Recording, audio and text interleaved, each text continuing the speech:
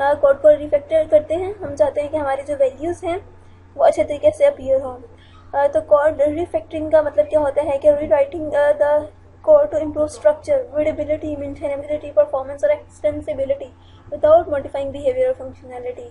मतलब कि हम कोई भी फंक्शनैलिटी, कोई भी बिहेवियर जो है वो चेंज नहीं करेंगे और अपने कोड को एक खूबसूरत वे में स्ट्रक्चर कर देंगे।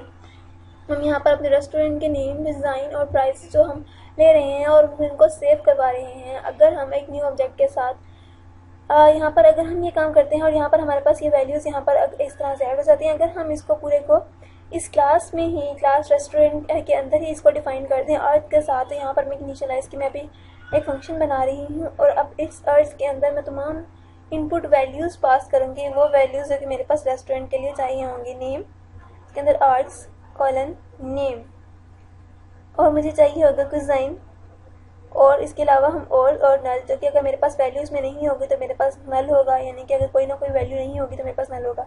एट द रेट डिज़ाइन, अब मेरे पास आर्गूमेंट और उसके बाद डिज़ाइन कॉलन डिज़ाइन, और मैं इसको आगे ब्लैंक छोड़ दूँगी नल। और इसके अलावा मेरे पास प्राइस आर्ट्स, देन फिर प्राइस यहाँ मैं कर दूँगी और फिर इसको मैं नल एक में नल छोड़ दूँगी कि यहाँ तो अगर नल है या फिर इसमें प्राइस की वैल्यू है तो मेरे पास आके स्टोर हो जाए। हम ज़रा इसको थोड़ा सा इस तरह से, मेरे पास यहाँ पर ब्लैंक नेम और उसमें थोड़ा सा स्पेस देती हूँ ताकि कोड थोड़ा सा, कोड का लुक थोड़ा सा नाइस लगे, ताकि हमारे पास रीडेबिलिटी जो है वो कोड की इम्प्रूव हो जाए। हम अपने सेव मेथड को थोड़ा सा मॉडिफाई करते हैं ताकि हमारे पास वैल्यूज़ यहाँ इनिशियलाइज वेरिएबल से यहाँ पर स्टोर हो जाएंगी इसी तरीके से। तो हम इस वे में इसको थोड़ा सा मॉडिफाई कर लेते हैं। हम इसकी फंक्शनैलिटी को चेंज नहीं करेंगे, इसमें कुछ ऐसी मॉडिफिकेशन करेंगे ताकि हमारे पास सिंपल उसी तरीके से उसी कॉन्सेप्ट को इस्तेमाल करते हुए हमारे पास वैल्यूज सेव हो जाएँ। आर्गूमेंट्स, अब यहाँ पर मेरे पास सारी की सारी वैल्यूज़ आ जाएंगी जो कि मैंने वहाँ पर जाके स्टोर करवानी है। मैं सारों के साथ आर्गूमेंट्स को ऐड करूँगी। आर्गूमेंट नेम, यहाँ पर कॉलन नेम, और उसके बाद डिज़ाइन के साथ भी मैं यही काम करूँगी और प्राइस के साथ भी मैं यही काम करूँगी। इसको हम ज़रा कॉपी कर लेते हैं और यहाँ पे इसको पेस्ट कर देते हैं इसको यहाँ पर, ठीक है। तो इस तरह से देखेंगे कि यहाँ से मेरे पास वैल्यूज़ वहाँ चली जाएंगी और वहाँ से मैं जब सेव करूँगी तो मेरे पास सिंपल वैल्यूज़ जो हैं वो सेव हो जाएंगी। अब मुझे यहाँ पर ये न्यू का ऑब्जेक्ट डालने की ज़रूरत नहीं है जिसको मैं एंड में डालूँगी, क्योंकि मेरे पास स्टार्टिंग में जो है वो तो नल होगा, उसके बाद एंड में मैं न्यू वैल्यूज़ ऐड करूँगी और ऊपर से न्यू वैल्यूज़ होंगी, वो आर्गूमेंट्स होंगे जो कि यहाँ पर सारे मैंने ऐड करवाए हैं। और आप देखें कि मैंने आर्गूमेंट्स को यानी कि इसकी स्ट्रिंग को नल रखा हुआ है कि उसमें अभी तो कोई वैल्यू मेरे पास नहीं है। अभी हम इसको चेक भी कर लेंगे अपने कमांड प्रॉम्प्ट में जाकर कि हमारे पास कुछ एक्चुअली में रह तो नहीं गया जो मैं नहीं सही। और अभी हम ज़रा अपनी दूसरी क्लास में जाकर कुछ और वैल्यूज़ भी ऐड करेंगे।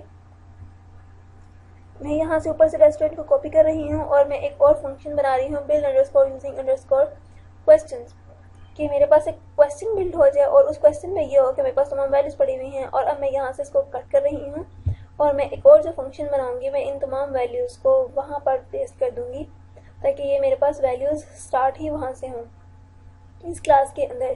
क्योंकि मैं सारा कुछ क्लास रेस्टोरेंट के अंदर ही कर लेती हूँ, मुझे कोई भी वैल्यू जो है वो बेसिक मेरी मेजर क्लास में लेके जाने की ज़रूरत नहीं है जो गाइड की क्लास है। तो मैं यहाँ पर उस फंक्शन को डिफाइन कर लेती हूँ और उसके अंदर वो तमाम वैल्यू जो मैंने वहाँ से कॉपी की थी वो यहाँ पर मैं प्रिंट करवा देती हूँ। तो ये देखिए मैंने जिस तरह से किया, तो इससे ये होता है कि हमारी जो तमाम बर्डन होगा वो क्लास टू क्लास मैनेज होगा और हमारे लिए अपने कोड की मैनेजमेंट भी एक तो आसान हो जाती है। और ऊपर से कभी भी कोई भी मैनेज करना होता है कोड को हम सिंपल उसी सेक्शन में आते हैं जहाँ पर हमारी उससे से रिलेटेड सारी चीज़ें पड़ी हुई होती हैं। क्योंकि हम क्लास के साथ काम कर रहे हैं तो हम सेल्फ के एक ऑब्जेक्ट को इंट्रोड्यूस करवा देते हैं। जब भी हम क्लास के ऑब्जेक्ट्स के अंदर वैल्यूज़ पास करते हैं तो हम सेल्फ का कीवर्ड इस्तेमाल करते हैं। ये हम पहले भी ट्यूटोरियल्स में डिस्कस कर चुके हैं, ठीक है। तो इसी को अब हम रेस्टोरेंट की क्लास में यहाँ से मैं इसको कॉपी कर रही हूँ इस फंक्शन को, ठीक है। हमने ये फंक्शन बना लिया, इसी फंक्शन को हम अपनी जो हमारी बेसिक मेजर जो हमारी क्लास है गाइड की क्लास, उसमें भी मैं इस फंक्शन को डिफाइन कर दूँगी। इस फंक्शन की बॉडी को नहीं, इस फंक्शन की डेफिनेशन को मैं वहाँ पर डिफाइन कर दूँगी।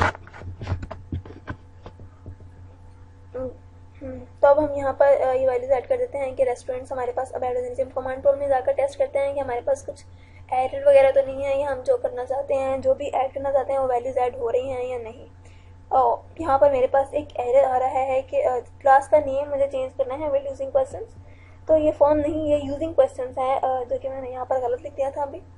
अब इसको जाके ज़रा दोबारा से रन करते हैं तो अब देखें कि अब मेरे पास जो है वो कोई भी एरर नहीं आएगा। तो ठीक है, अब रेस्टोरेंट का नेम लिख देते हैं, कोई भी नेम, जैसे कैफ़े मसाला। और इसको सही टाइप है इंडियन, यहाँ पे इंडियन मिल रहा है और इसकी प्राइस लेट सपोज 30 है। मेरे पास रेस्टोरेंट ऐड हो गया है, ये सक्सेसफुली ऐड हो गया। हम इसको जाके ज़रा फाइल में चेक कर लेते हैं कि हमारे पास, तो इस तरह से देखें कि अब हमने रीफैक्टरिंग को इस्तेमाल किया है बगैर कोड की फंक्शनलिटी चेंज किए।